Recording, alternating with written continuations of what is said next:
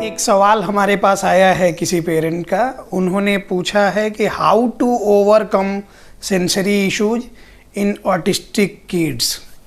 इसको हम समझते हैं सबसे पहले कि सेंसरी इश्यूज क्या होते हैं। वो जब आप बेहतर समझ लेंगे तो आपके सवाल में ही आपका जवाब भी है, बस उसको बेहतर तरीके से कोई समझा दे और आप समझना चाहें तो पूरा वीडियो शुरू से लेकर अंत तक देखें तो आपको सारी बातें क्लियर हो जाए। ऑटिज्म की बात करेंगे तो सेंसरी प्रोसेसिंग डिसऑर्डर को नज़रअंदाज कर ही नहीं सकते हैं, और जब इसको हम इसमें इंक्लूड कर लेते हैं तो इसमें हमने कई वीडियो में बताया कि बच्चों में सेंसरी क्रेविंग होती है। सेंसरी क्रेविंग ऐसा होता है कि अगर आपको भूख लग रही है, इमली का हम नाम लें अगर इमली, तो जैसे ही खट्टापन उसका सोचेंगे तो क्रेविंग होगी और मुंह में पानी भर आएगा। गोलगप्पे की बात करते हैं हम लोग, पानी पूरी, तो मुंह में पानी भर आता है, इसको क्रेविंग बोलते हैं। तो किसी स्पेशल फूड के लिए क्रेविंग जो हमारी होती है वो उसको जब हम खा लेते हैं तो उसके बाद काफ़ी समय के लिए वो क्रेविंग हमारी चली जाती है, फिर से दोबारा वो खाने का मन नहीं करता। उससे जब मन भर गया तो फिर आपका मन नहीं करेगा। मन जब तक नहीं भरा है तब तक वो बार बार आप खाते रहेंगे। कुछ डिश आपको पसंद आ गया, पहली बार ट्राई किया, बहुत अच्छा लग गया, तो फिर उसके बाद हम लोग कंटिन्यू करते हैं और जब खाते खाते मन भर जाता है तो फिर उसको लंबे समय तक के लिए हम छोड़ देते हैं, तब वो ऐसी क्रेविंग नहीं रहती है। बचपन में हम लोगों को जो चीज़ें ज़्यादा नहीं मिल पाती थी, जैसे कि क्या हुआ, दही चूड़ा की बात करें तो जितिया जो हमारे यहाँ होता है तो उस पर में मिलता था, उसके बाद लगता था कि ये तो ख़त्म हो गया, और मिलना चाहिए और मिलना चाहिए, बड़े होके हम ये करेंगे। जब हम कॉलेज में आए और रोज़ सुबह सुबह दही चूड़ा दही चूड़ा दही चूड़ा इतना नाश्ता किया कि उसके बाद मन भागा तो सालों साल उसकी तरफ देखा भी नहीं। तो ये एक कोऑर्डिनेटेड मूवमेंट था। अब आपको क्रेविंग हुई, आपने वो खाया, कुछ समय तक खाया, वो ख़त्म हो गया। सेंसरी क्रेविंग की बात करते हैं जब सेंसरी प्रोसेसिंग डिसऑर्डर का केस होता है ना, तो ये इनका जो ये मूवमेंट है वो अनकोऑर्डिनेटेड पैटर्न में है, कोऑर्डिनेटेड पैटर्न में नहीं है। तो इसलिए वो बार बार घंटों, अगर आंख तिरछा करके बच्चा देख रहा है, जिसको विजुअल क्रेविंग हम बोलते हैं, तो आंख तिरछा करके बार बार देख रहा है, वो विजुअल स्टिमिंग भी हम कहते हैं। एक वो हो गया। पंखे को बार बार देखेगा, वो कितनी देर भी देखेगा उसका मन नहीं भर रहा है। हाथ को ऐसे उंगलियों को नचा नचा के देखेगा, मन नहीं भर रहा है। तो ये विजुअल क्रेविंग हो गई।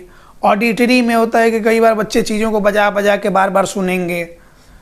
टेक्टाइल इश्यूज में अगर सेंसरी इश्यूज की बात करते हैं तो देखेंगे कि दाढ़ी वाड़ी में हाथ लगाना, बेयर बॉडी पे हाथ लगाना, कुछ बच्चे इधर में आपके ये एल्बो के नीचे हाथ लगाना, कहीं इधर में हाथ लगाना, मतलब कि sensory craving, tactile seeking nature.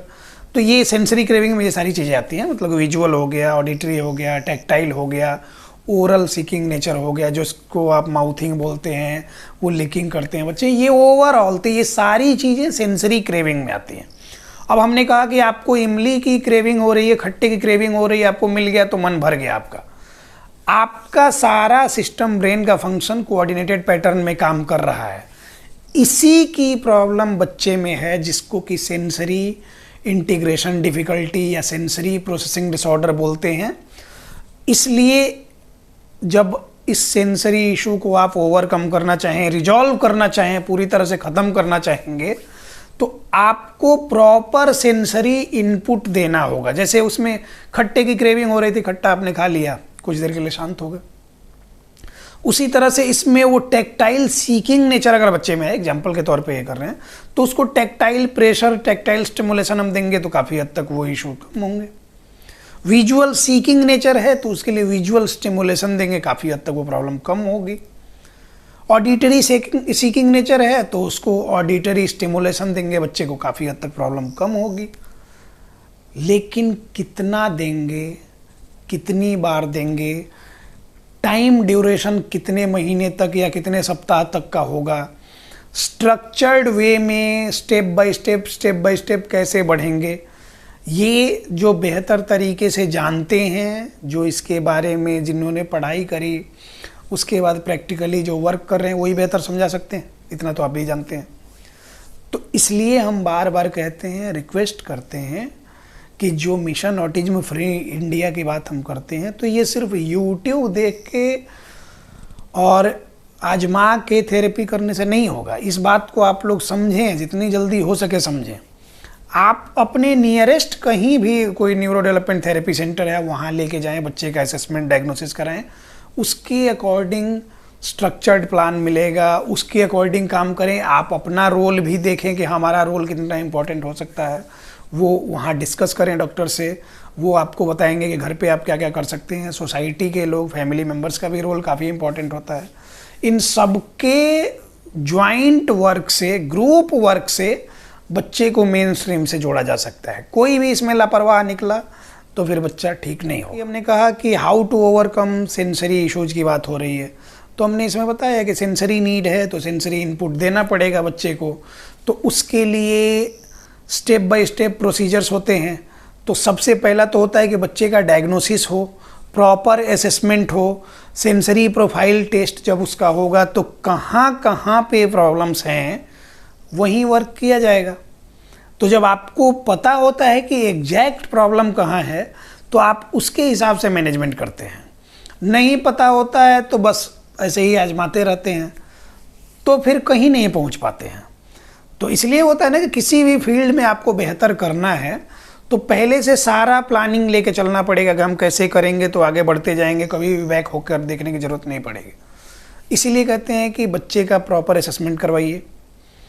उसका असेसमेंट होने के बाद से नीड बेस्ड थेरेपी क्या है। नीड बेस्ड थेरेपी बार बार हम कहते हैं, need based therapy evidence based approach होता है। एविडेंस बेस्ड अप्रोच क्या, जो नीड है उसके अकॉर्डिंग थेरेपी। बच्चा समझ नहीं रहा, स्थिर बैठ नहीं रहा, फोकस नहीं कर रहा, अटेंटिव नहीं है, नेम कॉलिंग पर रिस्पॉन्स नहीं है, आई कॉन्टेक्ट नहीं है, तो मतलब क्या है कि वो आसपास जो घटनाएं हो रही हैं उसको प्रॉपर प्रोसेस ही नहीं कर पाएगा। तो प्रोसेस नहीं कर पाएगा तो उसके दिमाग में उस तरह के कोई भी इंसिडेंट छपा नहीं ना, तो उसको वो एक्सप्लेन कैसे कर पाएगा, एक्सप्रेस कैसे कर पाएगा, मतलब कि बोलेगा नहीं। सेंसरी इशू ज़्यादा है, ओवर सेंसिटिविटी है, बच्चा भाग दौड़ कर रहा है, नेल कट नहीं करने दे रहा, हेयर कट नहीं करने दे रहा, वो बार बार हंसे जा रहा है, थोड़ी थोड़ी बात में उसको गुदगुदी लग रही है, टच कोई करता है तो भी भागता है। तो इस तरह की प्रॉब्लम्स अगर होंगी तो मतलब कि सिटिंग इंटॉलरेंस होगा, रेस्टलेसनेस होगा, मल्टीपल इशूज होते हैं इसमें, ये सारी प्रॉब्लम्स होंगी। तो बच्चा कंसंट्रेट करेगा ही नहीं, बातों को प्रोसेस करेगा ही नहीं, तो एक्सप्रेसिव लैंग्वेज कैसे डेवलप होगी। तो अगर जब नीड है सेंसरी इंटीग्रेशन थेरेपी की, उस टाइम में अगर आप स्पीच थेरेपी दे रहे हैं बच्चे को, कोई फ़ायदा नहीं।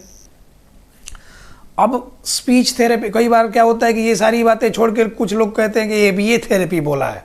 अब वो किसने बोला है, क्यों बोला है, ये मैंने बहुत सारे वीडियो में बताया कि ये थेरेपी एविडेंस बेस्ड अप्रोच है ही नहीं, यूजलेस थेरेपी है। अब उसका रोल होता है, बिल्कुल होता है, लेकिन वो गूगल से डाउनलोड किए सर्टिफिकेट डाउनलोड किए ये थेरेपिस्ट का नहीं। आपको 1 महीने 1.5 महीने का सर्टिफिकेट बांटता है लोग गूगल वगैरह पे, बहुत सारा ऑनलाइन, ये सब उन सब के चक्करों में नहीं पड़ना है। प्रॉपर बच्चे का बिहेवियरल एनालिसिस करके, बिहेवियरल असेसमेंट करके और बिहेवियरल काउंसलिंग जो दिया जाता है, तो वो चाइल्ड साइकोलॉजिस्ट होते हैं, वो बिहेवियरल साइकोलॉजिस्ट होते हैं, उनके थ्रू होता है। ये सेंटर्स जो अपने पास किसी भी एक अपने ही स्टाफ को पहले कंपाउंडरी करता था उसी को जोड़ के और बिहेवियर थेरेपी का ये करवाते हैं, उन लोगों से बचा के। और ये हम बार बार समझाते हैं। मैक्सिमम आप पेडियाट्रिशियन के पास जाएंगे, वो आपको कह देगा बिहेवियर थेरेपी करें, उसको खुद नहीं पता है कि बिहेवियर थेरेपी क्या होता है, उसने सुन रखा है और इसलिए वो कर देता है। तो इसलिए हम कहते हैं कि जब बच्चे की जैसी नीड हो उसके अकॉर्डिंग थेरेपी होगी, पहले महीने से इम्प्रूवमेंट होगी। मैक्सिमम केसेस में 100 केस में अगर हम 70 से 80 केस को उठाएं तो हम कहते हैं कि उसमें सेंसरी इंटीग्रेशन थेरेपी पहले होगी।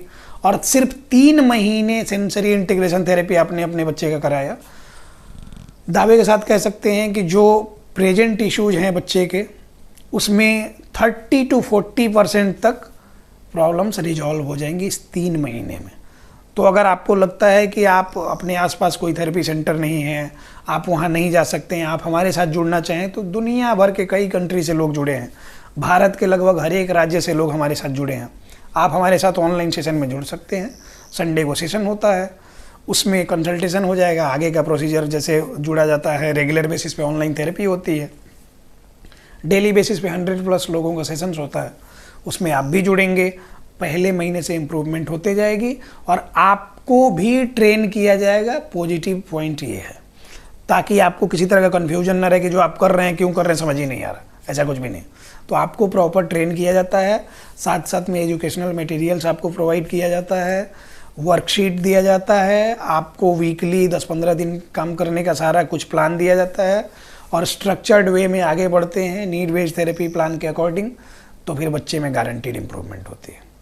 तो जो लोग भी हमारे साथ जुड़ना चाहते हैं, नंबर दिया हुआ है, आप जुड़ सकते हैं और अपने बच्चे के फ्यूचर को बेहतर कर सकते हैं खुद से काम करके, खुद बच्चे के डॉक्टर और थेरेपिस्ट बन के एक प्रॉपर गाइडेंस में।